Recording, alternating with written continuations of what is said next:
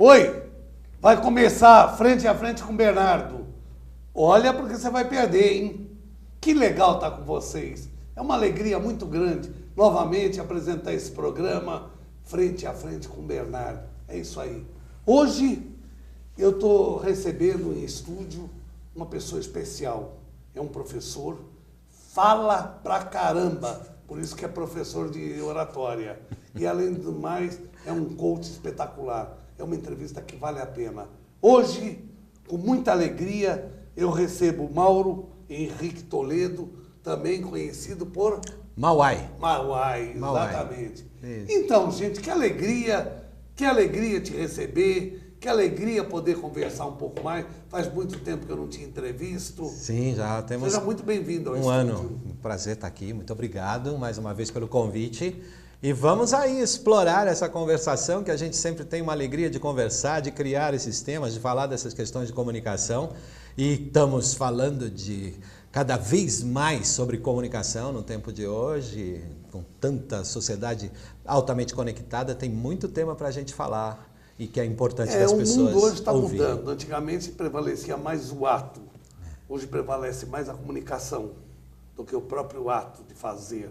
Porque se você não comunicar, é como você não ter feito.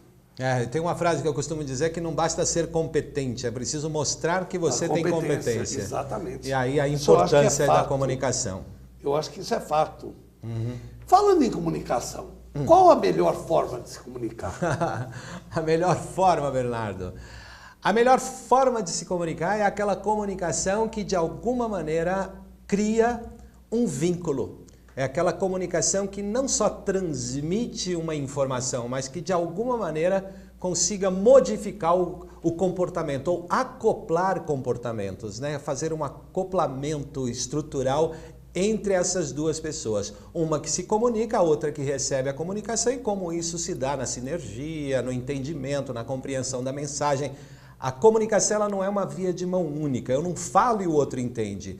Eu falo e entre duas pessoas, se for um interlocutor, existem ruídos, existem dificuldades de compreensão, existem problemas de linguagem. Então o comunicador ele tem que considerar que a comunicação só se dá quando atinge, quando de alguma maneira o outro consegue se modificar e compreender e aí ter noção do que o outro, esse que se comunicou, está falando. Então tem muito a ver com sinergia, com conexão, com acoplamento mesmo, estrutural. Por que as pessoas carregam esse medo de falar em público, de se comunicar? Eu tenho algumas teorias, tá? A minha maior teoria é um pouco, digamos assim, existe um certo culto do academicismo, da questão do saber, do conhecimento e principalmente da questão hierárquica. Então, geralmente, o medo de falar em público ele vem ou desse exagero de achar que o conhecimento é só para alguns, e aí essa pessoa que se sente inferior, ela fica com medo de dar a opinião dela. E por outro lado, as questões hierárquicas. Eu acho que quando a gente lida com uma sociedade que tem muita autoridade, essas pessoas também se sentem um pouco inferiorizadas. Então eu acho que o medo vem do medo de opinar, do medo de dar a sua opinião. Isso eu acho que é a base um pouco desse receio de dizer alguma coisa, de estar errado, de ter uma exigência de um julgamento muito pesado sobre alguém que se pronuncia. Então, eu acho que precisamos quebrar isso. Cada vez mais o meu trabalho é as pessoas compreenderem que não é um problema de liderança, é um problema de... Precisamos de mais líderes, de mais pessoas que se pronunciem, de mais pessoas que falem.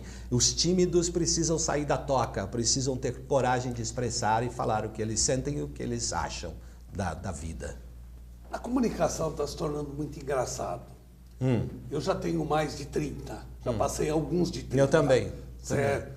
Mas no meu tempo, quando eu era jovem, universitário, existia uma coisa, era falar. Se você tinha algum problema subjetivo, você tinha medo, insegurança, mas você falava. Sim. Bem ou mal, você se expressava. Hoje, a nova juventude, a tal da geração Y, tá? Hoje não se fala. Eu vejo a comunicação, aqui a gente vê muito bem isso. Hoje a pessoa não liga para outra, manda um WhatsApp. Manda um WhatsApp. Eu, por exemplo, que tenho um pouco mais de idade, eu já tenho dificuldade. Eu não sei mandar o WhatsApp. Porque, pô, eu tenho um problema para resolver com você, eu tenho que conversar com você. Não é dizer, estou com um problema. Aí você responde, qual? Aí eu te respondo, isso não é uma comunicação eficiente. Como que você pode, se você vai fazer, é isso que eu tenho curiosidade que você me ajude. Eu vou fazer uma entrevista de emprego. O que você convence a pessoa que está te examinando? É você falar, você dizer. Então agora você vai fazer uma entrevista de emprego, você manda um WhatsApp, você não é aprovado. As pessoas têm que falar, elas têm que conversar. E como fazer isso? Essa pergunta ela abrange muitas coisas interessantes. Do ponto de vista da comunicação tecnológica hoje, que a gente vai chamar de rede digital. Vamos chamar de mídia digital, porque uma coisa é a mídia digital, que é o Facebook, que são essas mídias. Outra coisa é rede social. Rede social são pessoas. Eu, você, temos uma rede social, você deve conhecer amigos, ou seja, rede é gente se conectando, gente conversando. A mídia é outra coisa. Aí a gente entra na questão, vamos dizer assim, o WhatsApp, o Facebook e essas mídias, a gente pode pensar e postar. A gente pode editar o que a gente quer dizer. Então a pessoa te mandou uma mensagem, você fala, bom, aí você pensa com você, fala, aí vai lá e não gostei, apaga. Então, quer dizer, há uma edição do seu pensamento. Você tem tem gente que não tem, já manda de prima e já dá problema. Mas você tem a oportunidade de pensar no que você vai falar. E claro que o anonimato também faz as pessoas não pensarem no que falam, porque como elas não estão sendo atingidas, não estarão sendo julgadas, porque elas estão por trás, né, escondidas nesse anonimato, elas falam o que querem, sem pensar nas consequências. Essa é um detalhe que essa tecnologia digital, de alguma maneira, traz para a gente, pensando a tecnologia, a informação na comunicação, nas mídias digitais. Por outro lado, nós temos essa coisa da rede social, onde, por exemplo, aqui, conversando com você, é óbvio que eu não tenho, talvez na edição dê para cortar alguma coisa, se de repente eu falei uma bobagem ou errei alguma coisa, mas eu não tenho essa preocupação. Pelo menos eu não tenho comigo, porque eu estou sendo muito franco com você, você é uma pessoa que me recebe bem, eu não tenho um discurso pronto que de alguma maneira vá ser perigoso, eu não estou subvertendo nada. Nós estamos falando de comunicação. Então, essa relação que é a conversacional, que é a relação que nos coloca neste momento, o que está conversando aqui? Está conversando o corpo, está conversando a minha linguagem e a minha emoção. Tudo isso está falando, portanto eu estou sendo analisado por quem está assistindo em todos esses aspectos.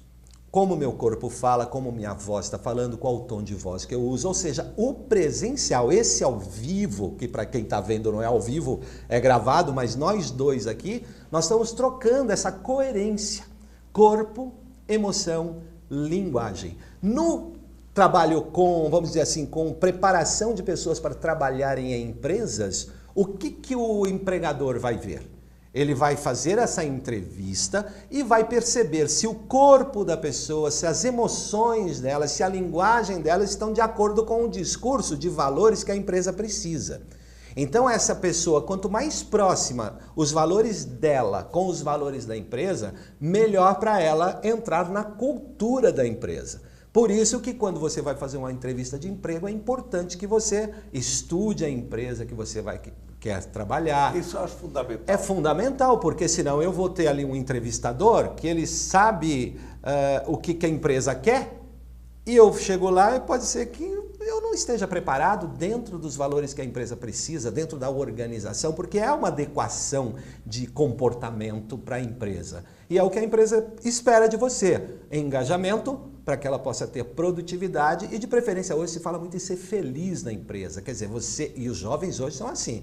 Eles querem algo que isso motive, que seja uma causa. Eu quero ganhar bem, eu quero benefícios, eu quero trabalho, eu quero oportunidade, quero carreira, eu quero ser respeitado dentro da empresa. E a empresa, quanto mais talentoso esse profissional é, mais a empresa quer esse profissional para si. Então, na entrevista de emprego, uma dica que eu dou é isso: estude a empresa que você tem interesse, os valores, porque pode ser que de repente ao estudar esses valores, você que é candidato, você perceba que alguns valores da empresa não batem com você. Aí você vai ter um conflito. Os costumes estão mudando muito. Mudam. Antigamente você ia fazer uma entrevista de emprego, qual a primeira coisa? Vestimento. Você tinha que ir com paletó, gravata, socialmente perfeito o teu vestimento. Se apresentar em imagem fantástica. Hoje a coisa não está bem assim. Há muitos segmentos, principalmente no ramo de informática, que o cara vai com um bonezinho virado para trás, de bermuda, e o diretor da empresa está de bermuda e de camiseta. Isso, se você contasse, todo mundo levava como piada há 20 anos atrás. Então eu acho necessário, você é muito feliz quando você fala, o candidato tem que saber qual é o nível da empresa. Se é uma pessoa altamente tradicionalista, tal, numa empresa de jovens, de informática, que mais muda os costumes, não adianta ela ir fazer lá. Porque o cara vai estar de chinelo e de bermuda. E ele vai lá de paletó e gravata, vai ficar... não vai se coadunar. Parece que está em outro mundo. Parece que está em outro mundo. Agora, eu acho, uma outra coisa paralelamente a isso, eu acho que nós precisamos repensar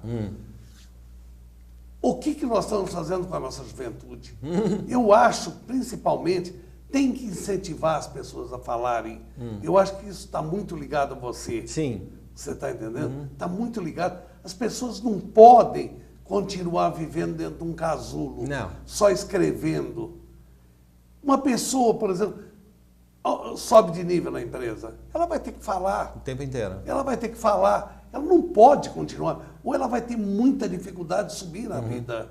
O que você acha sobre isso? Nossa, é um tema bastante, vamos dizer assim, tem oportunidade para a gente pensar muitas coisas.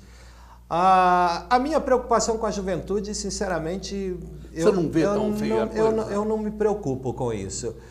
O que me preocupa realmente hoje, levando a conversa para um caminho que tem a ver com comunicação, só que de alguma maneira a gente amplia, é com essa polarização da política.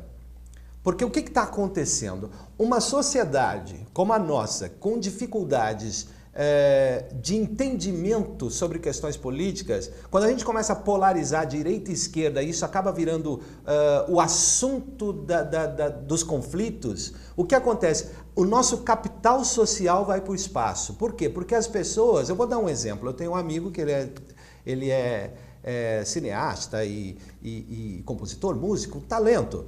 E ele tem a ideologia dele. Então, o que acontece? Toda vez que, de alguma maneira, eu questiono a questão dessa polarização esquerda-direita, ele, de alguma maneira, ele coloca uma provocação para mim, como se eu estivesse... que eu não tivesse ideologia, que eu não quero o melhor para as pessoas. Eu falo assim, sinceramente, eu sou uma pessoa cada vez menos ligada a ideologias. Eu tenho feito um trabalho... ainda? Existe. Entre PT, PMDB, PSDB? Existe porque são Hoje eu acho que partidos, né? A incompatibilidade está em quem rouba mais. A corrupção existe. Isso... Em quem rouba mais. Há tempos atrás o PT era o símbolo da corrupção. Hoje você pega o partido PSDB, ultrapassou o PT a nível de corrupção. PMDB, estão todos envolvidos. Então, existe a corrupção.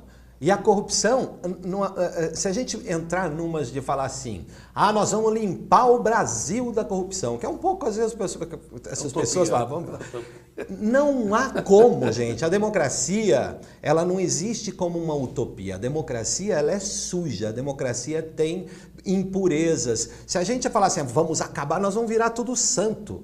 E não existe isso.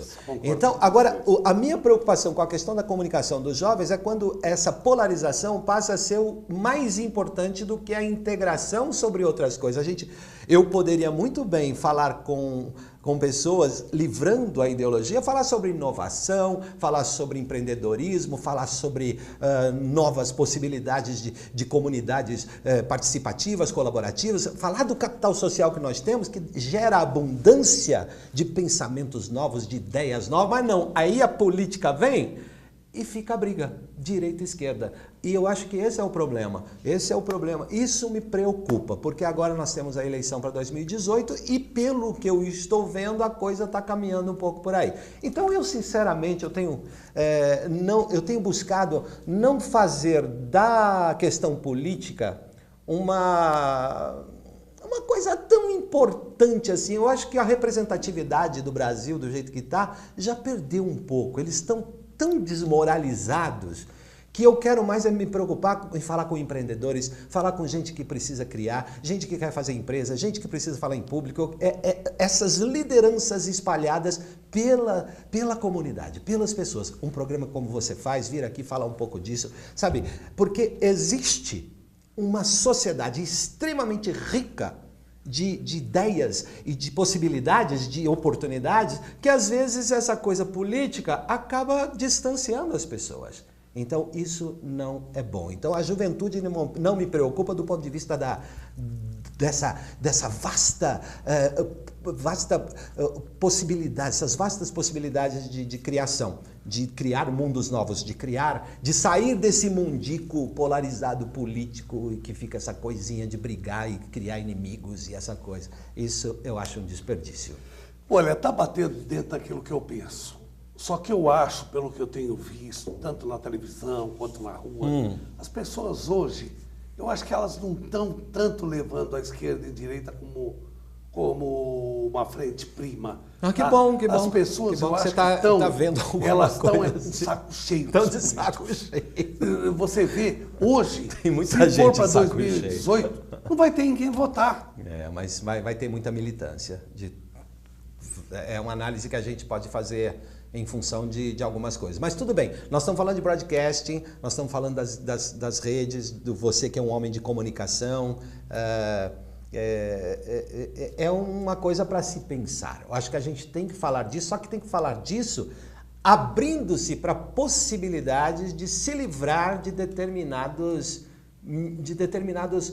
essa coisa de militância, sabe? De tomar cuidado com isso, porque militar é guerra. Militância vem de guerra, vem de organizações militantes, que aí, claro, cria o inimigo e aí polariza e aí vira conflito ideológico, aí ninguém se entende, aí fica uma briga. Eu vou te pedir licença, sim, por mais que eu não queira perder esse assunto, mas nós vamos ter que fazer um pequeno break. Vamos lá. Gente, nós voltamos rápido, no máximo em 1h30. Não? Já.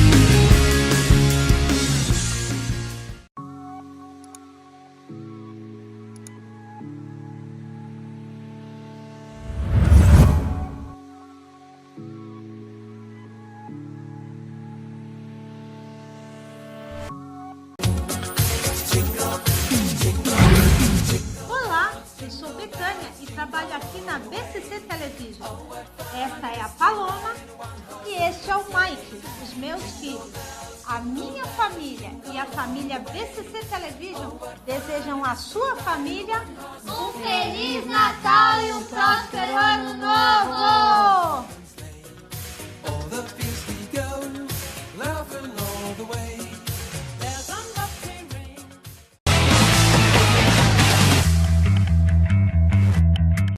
Eu falei que era rapidinho ou falei que era demorado? Não, 1h30 é brincadeira, só demorou 3 horas. Ah, não? 1 minuto? A produção está me corrigindo. É 1 minuto só, mas eu já estava com saudade de vocês. Vamos voltar à entrevista, que está muito gostosa. Esse cara é um cara que tem uma cabeça, uma inteligência muito grande. Então, vamos falar uma coisa. Vamos falar um pouco das relações na diversidade de público. Sim. Você já tocava nesse assunto anteriormente, quando você disse dos jovens, da questão do boné, do tecnologia, de como essas questões dos diversos públicos. E é isso. Há hoje uma liberdade maior. Né? Eu lembro que banco era um espaço onde as pessoas iam de gravata. Não há muito tempo.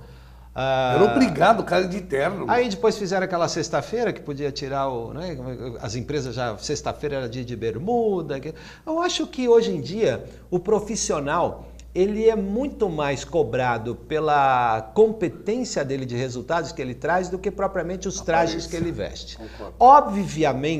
Obviamente, nós temos que considerar que quando você vai se apresentar em público, por uma questão... como a gente tratou de corpo, de voz, existe vamos dizer assim, você, quando vai se apresentar diante de uma plateia, você é julgado por essa plateia, você é analisado por essa plateia. Então, óbvio que a sua roupa, antes de você começar a falar qualquer coisa, a sua roupa a pessoa já vai olhar para o seu sapato, já vai olhar, óbvio, é natural que a gente olhe. Por exemplo, você vai fazer uma palestra de chinelo. Você pode fazer, se você for surfista, bem sucedido, e pronto, você vai do jeito que você quiser. Mas a sua fama pode preceder o julgamento das pessoas. Então, se você é uma pessoa, por exemplo, bem sucedida, isso já vai fazer uma diferença quando você for se apresentar em público. Os caras já vão falar, nossa, ele é o cara tal, que já fez tal, que já tem uma história tal. Então, isso já é uma maneira de influenciar. A roupa, neste caso, eu conheço pessoas que são personal stylist. São pessoas que trabalham exatamente isso, como vestir o estilo daquela pessoa, descobrir o meu estilo, o seu estilo e falar assim, olha, eu acho que você, pelo que você fala, fica legal uma roupa assim, vamos vestir. Música faz isso, os artistas fazem isso, vão se apresentar a banda. Eu lembro que eu tinha a banda de rock, ainda trabalho com música e tal, mas eu tinha uma banda. Então o que era? Nos anos 80 tinha que tirar foto da banda, porque era o cabelinho, porque era a roupa. Por quê? Porque isso de alguma maneira vai direcionar para aquele público que você pretende atingir, que é o famoso público-alvo. Quem é o seu público? Para quem você fala? Então tem ainda um certo... eu acredito que nós devemos ter um certo cuidado com a maneira que a gente se veste quando você vai... Se eu vou falar para executivos, é importante que eu coloque uma roupa adequada para aquele ambiente. Isso não significa estar fingindo ser outra pessoa. Significa respeitar o ambiente que você vai falar. Respeitar aquelas pessoas que estão ali. Né? Não posso ir de qualquer jeito. Eu tomo até a liberdade de dar um exemplo.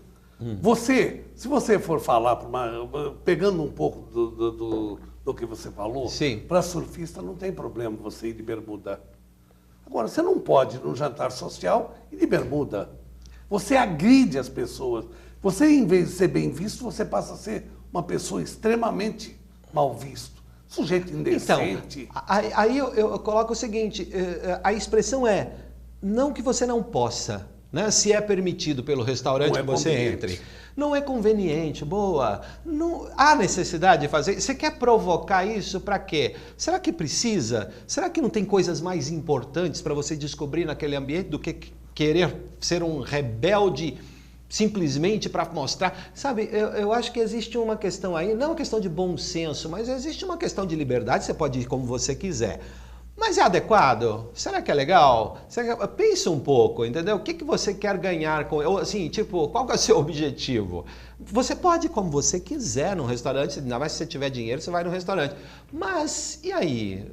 Sabe, é uma questão de normas, de regras, de respeito, que de alguma maneira a gente deve pensar.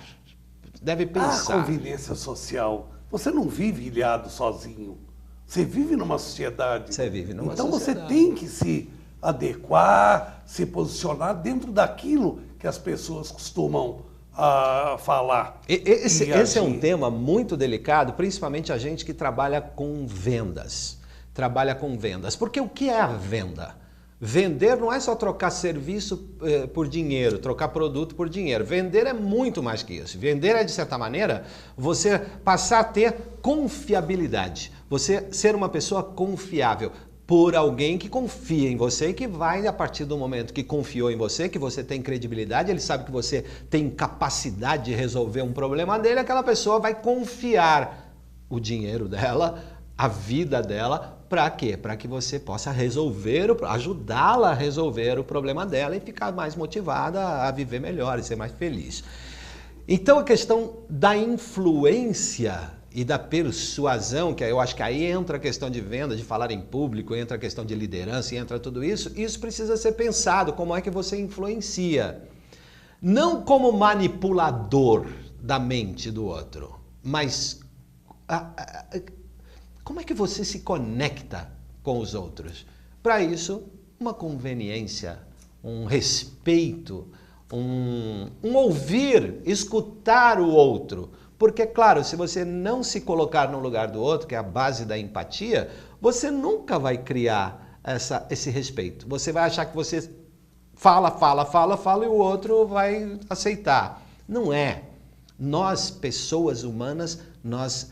comportamentalmente a gente se acopla, a gente cria um novo mundo na conversação. Eu venho com a minha história, você tem a sua história e a gente cria uma nova história juntos. Eu acho que é essa beleza da interação, da comunicação, que deve considerar o respeito à diversidade e à legitimidade do outro. Eu acho que isso é uma coisa importante. Eu queria, em que pé está adorando o que você está falando, que você está sendo de uma felicidade, de uma grandeza muito grande. Oh, meu querido, obrigado. Eu tenho um problema que as pessoas vão me cobrar.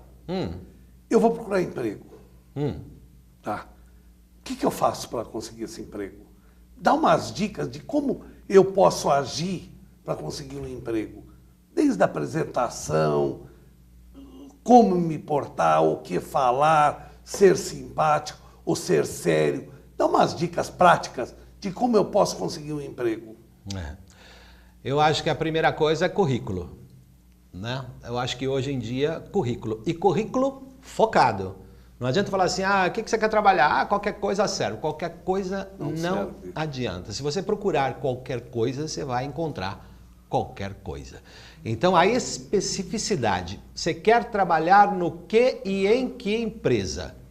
Eu acho que a partir deste momento que você faz um currículo determinado para aquele cargo e aí você começa a buscar as possibilidades dentro desse mercado, vamos dizer, dessa área que você trabalha, eu acho que essa é uma prospecção importante.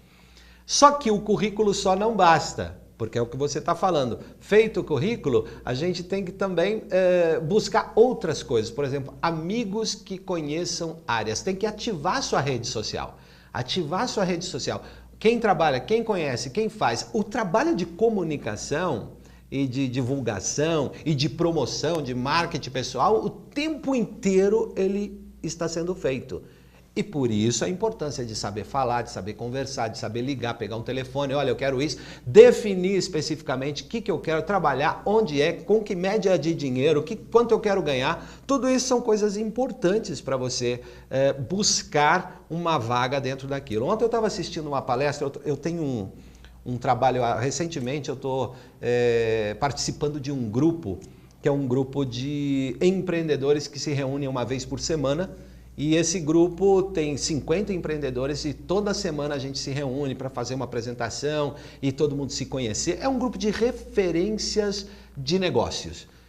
Muito interessante, porque na verdade é um grupo que se reúne, são vários empreendedores e eles vão se conhecendo, ou seja, fortalecendo laços, para quê? Para que um referencie o outro. Então eles vão fazendo esse tipo... É a rede social. Por quê? Porque esses laços vão ficando fortes, eles vão vendo que você tem credibilidade, que você é uma pessoa de confiança e eles indicam.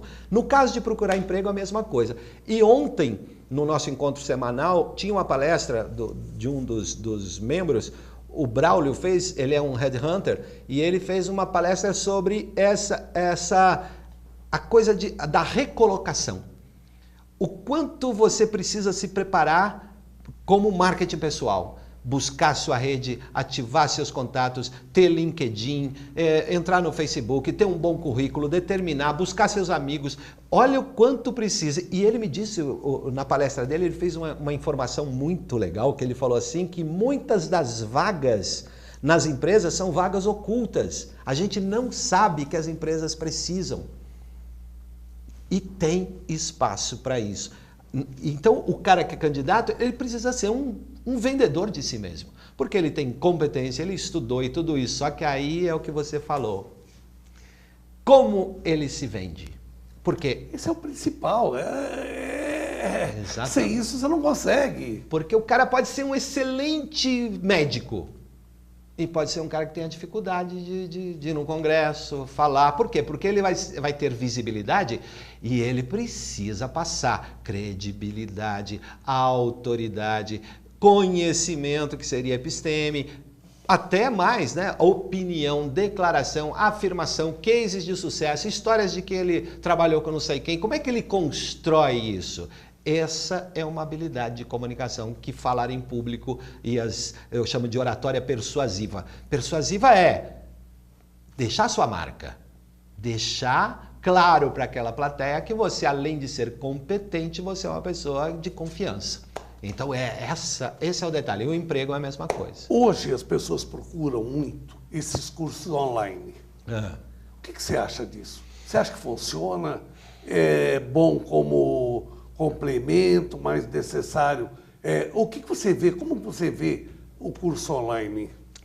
Eu vejo assim, Bernardo, o que é uma sala de aula, vamos dizer assim, do tempo antigo? Vamos pensar, o que é uma sala de aula? Um professor que tem um conhecimento e ele chega lá, todo mundo senta, aí ele começa blá blá blá blá blá blá blá blá blá blá blá blá blá blá blá blá, aí ele instrui, botou tudo na cabeça da galera e a galera precisa de alguma maneira absorver, repetir aquele conteúdo, transmissão de conteúdo cognitivo, vamos dizer assim, não é aprendizagem, é ensinagem.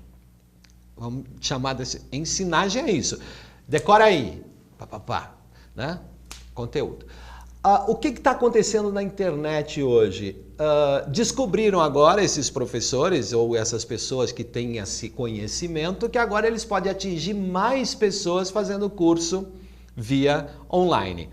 Tudo bem, pega esse conhecimento, vai para trás de uma câmera e manda ver. Não tem interação. Então, uma coisa... Você está tocando onde eu queria chegar. Uma coisa é a ensinagem, a transmissão de conteúdo, essa coisa cognitiva básica, onde você depois testa respostas, tá certo, tá errado, tá. Isso é ensinagem. Agora, quando a gente começa a falar de aprendizagem, então o curso online, de certa maneira, é uma sala de aula, só que aberta para mais pessoas. É importante? Extremamente importante, porque o conhecimento é importante. Conhecimento ajuda as pessoas a refletirem sobre os seus mundos, sobre as suas incompetências, sobre as suas dificuldades, para que elas mudem o comportamento e melhorem por si só. Perfeito. Agora, ambientes de aprendizagem é diferente. Ambientes de aprendizagem é o que nós estamos vendo hoje, quando a educação começa a ser pensada do ponto de vista da troca. Cada pessoa tem o seu mundo e na nossa interação nós vamos criar coisas diferentes, nós vamos ter outro fluxo. Vai ser diferente dessas dinâmicas de ensinagem que de alguma maneira é só repetição de conteúdo. Então a aprendizagem, ela pressupõe a interatividade, a conectividade, é isso que traz a riqueza, pressupõe uma certa aleatoriedade, pressupõe criatividade, pressupõe fluxos, que é o que a gente geralmente tem numa conversação com outras pessoas. Então, importante, curso online, importante. Eu, inclusive, estou pegando o meu conhecimento do falar em público para lançar agora um curso de como perder o medo, como vencer o medo de falar em público, onde eu vou trazer conteúdos que falem da neurologia, da neurociência, de como funciona o nosso cérebro, como é que a gente pode se preparar perdendo o medo e quebrando essas barreiras para você ampliar a sua comunicação. Que coisa triste. Nosso tempo está acabado. Ah, acabou? Já terminou já. São assuntos que eu gostaria de ficar o dia todo conversando, mas não dá. Porque eu sempre falo na televisão, ela é implacável. Se passar do tempo, a produção te corta. Mas eu acho que nós falamos de bastante coisa. Mas tinha muita coisa ainda que eu queria te perguntar. Eu queria que você, numa pincelada, você falasse o que você deseja para finalizar o programa, dar novamente, em que pese está aparecendo na tela, o teu telefone, o teu e-mail, um meio de as pessoas se comunicarem com você. Então, encerra a entrevista. Tá. Eu gostaria de destacar o meu site, que é o querofalarimpublico.com.br. Neste site, neste blog, tem artigos e tem semanalmente, tem vídeos que eu gravo sobre o tema comunicação, interação, falar em público, vendas, ou seja, como a nossa comunicação pode ser melhorada para você ter melhores resultados, tanto financeiros quanto também resultados de rede, de confiança e de melhorias para você. Esse site eu convido vocês a visitarem e a gente interage. Entrando no site, você vai entrar na nossa página do Facebook, na página e tem meu WhatsApp, quem quiser também perguntar para mim. Qual é o seu telefone? Meu telefone é o... Do WhatsApp? Do WhatsApp é 11 996173637.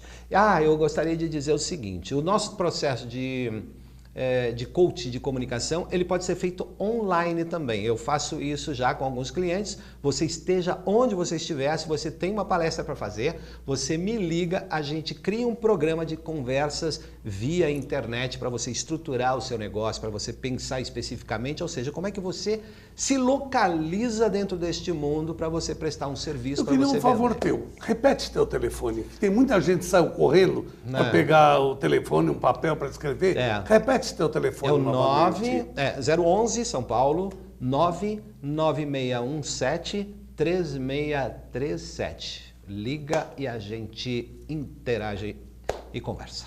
Muito obrigado pela entrevista. Obrigado você, Bernardo. A entrevista foi sensacional, muito gostosa.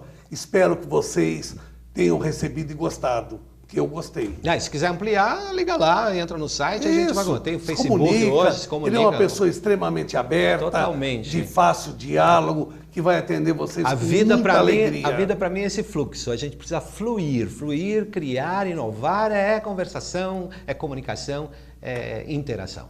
Gente, o programa acabou, não tem jeito, terminou. Agora, antes eu queria mandar um abraço muito grande para os nossos amigos do Japão, a colônia brasileira lá, em Osaka, em Kyoto, que é uma das cidades mais bonitas que eu já conheci, Tóquio. Queria mandar um beijo muito grande para vocês. Obrigado pela audiência, mas agora não só o pessoal do Japão, daqui de outros países que nos acompanham. Acabou. Fui.